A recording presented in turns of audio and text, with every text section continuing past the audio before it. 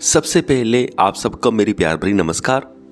हमें ना अपनी लाइफ में कितना पैसा कमाना है इसका एक गोल सेट कर लेना चाहिए कि जब हमारे पास इतना पैसा आ जाएगा तो तब हम बाहर की दुनिया के पीछे भागना छोड़ देंगे, फिर हम अपनी इनर जर्नी की शुरुआत करेंगे।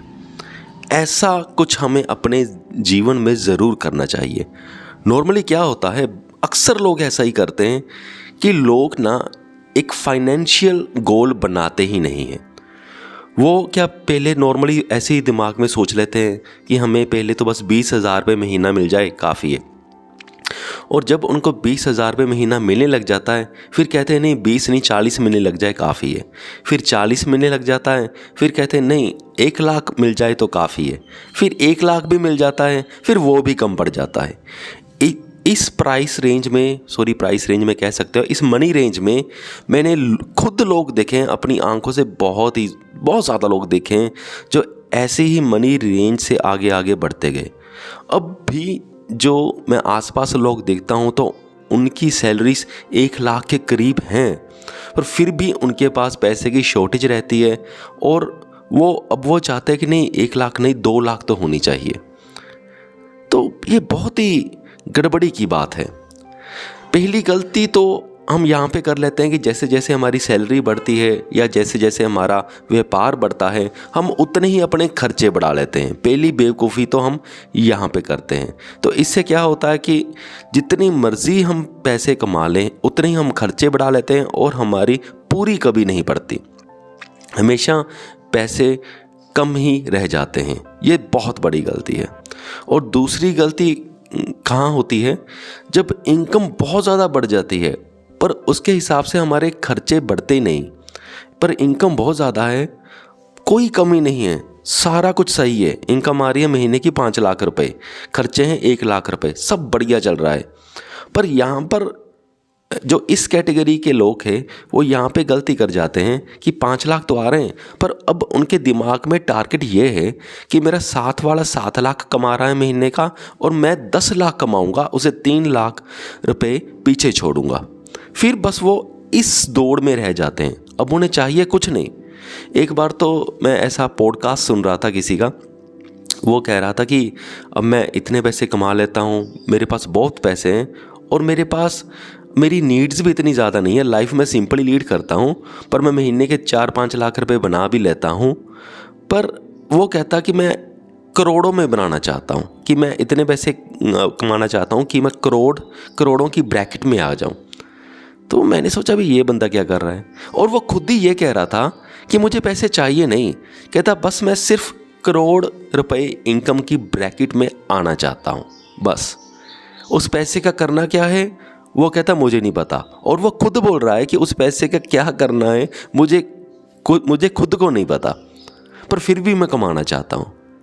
और ऐसी ही हालत बहुत सारे लोगों की हुई पड़ी है आज की लाइफ में, जिनको पैसा चाहिए भी नहीं, उनको ये भी नहीं पता कि पैसे का करना क्या है, पर फिर भी उनको और पैसा कमाना है।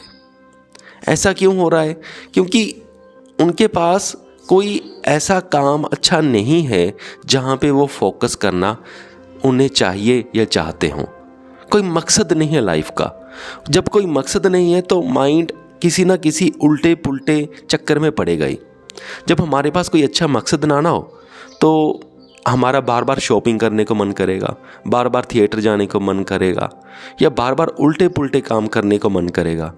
या अगर इन सब के ऊपर हमारा ध्यान नहीं जाता तो तब हमारा मन करता है कि चलो पैसे ही और कमा ले। ये एक इंटरेस्टिंग गेम जैसी बन जाती है। ये ठीक वैसा ही है जैसे हम कोई वीडियो गेम खेलते हैं ना, वहाँ पे लेवल 1 आ गया, अब होता है कि लेवल 2 आए। मकसद क्या है? मकसद कुछ भी नहीं है, बस ऐसे समय निकल रहा है बस। फिर लेवल 2 आ गया, लेवल 3 आ जाए, अब लेवल 3 आ गया, अब लेवल 3 को पार करना है, लेवल 4 के पास पहुँचना है। मकसद कुछ भी नहीं है, सिर्फ समय को निकालना है। ऐसा ही जब बंदे बड़े हो जाते हैं, इंसान बड़े हो जाते हैं, तो ये कहते हैं कि अब मैंने इतने पैसे कमा लिए, अब मुझे नेक्स्ट लेवल पे जाना है, अब मुझे 2 लाख कमाने हैं। फिर 2 लाख कमा लिए, अब नेक्स्ट लेवल पे जाना है, अब मुझे 4 लाख कमाने हैं। फिर ऐसे ही चक्कर चलता जाता है और मकसद कोई है ही नहीं। तो इस पैसे कमाने के चक्कर में अब क्या होता है, अब जब पैसे कमाने के चक्कर में बंदा फंसता है तो और पैसे कमाने के चक्कर में उसे स्ट्रेस भी आता है, एंग्जाइटी भी आती है, फ्रस्ट्रेशन भी आता है, क्योंकि पैसा कमाना इतना आसान भी नहीं है। बहुत लोगों के साथ मिलना पड़ता है, जुलना पड़ता है, लोग धोखा भी करते हैं, सब कुछ करते हैं, फ्रॉड होते हैं, उनको फिर लीगल इश्यूज़ आते हैं, लीगल इश्यूज़ भी हमें फिर टैकल करने पड़ते हैं, लॉयर्स करवाने पड़ते हैं, कोर्ट कचहरी के कई बार धक्के भी खाने पड़ते हैं अगर कोई प्रॉपर्टी डिस्प्यूट हो गया तो उनकी लाइफ में टेंशन चलती रहती हैं।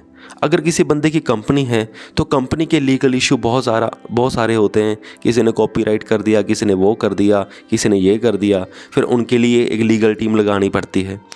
तो बड़ा टेंशन, स्ट्रेस बहुत होता है। तो जिनके पास ये ऑप्शन भी है ना, कि जिनके पास बहुत सारा पैसा है और वो एक रिलैक्स्ड, स्ट्रेस फ्री लाइफ जी सकते हैं, वो रिलैक्स्ड और स्ट्रेस फ्री लाइफ को चूज़ ही नहीं करते। वो उसी पैसे की दौड़ में बढ़ते रहते हैं और ये सारा स्ट्रेस, ये एंग्जाइटी अपने लाइफ में महसूस करते रहते हैं। इसीलिए ये सही है कि हम पहले फाइनेंशियल गोल डिसाइड कर लें कि जब इतने पैसे आ गए, इतने पैसे मेरे लिए सफिशिएंट है, और फिर मैं पैसे के पीछे नहीं भागूंगा, फिर मैं इनर जर्नी के पीछे भागूंगा, अपने अंदर को एक्सप्लोर करूंगा, अपने माइंड को रिलैक्स करूंगा और ढूंढूंगा मेरे अंदर क्या है। फिर इनर जर्नी को स्टार्ट कर देना चाहिए, क्योंकि सही मायने में शांति वहीं से मिलनी है। बाहरली दुनिया की नीड्स, हमारे शरीर की नीड्स पैसे से पूरी होती हैं, उनके लिए हमने ऑलरेडी एक फाइनेंशियल गोल सेट कर लिया है। जब वो पूरा हो जाए फिर इनर जर्नी को स्टार्ट कीजिए। मुझे पूरी उम्मीद है कि आप सबको मेरा पॉइंट समझ में आ गया होगा। इस वीडियो को यहाँ तक देखने के लिए आपका बहुत बहुत धन्यवाद।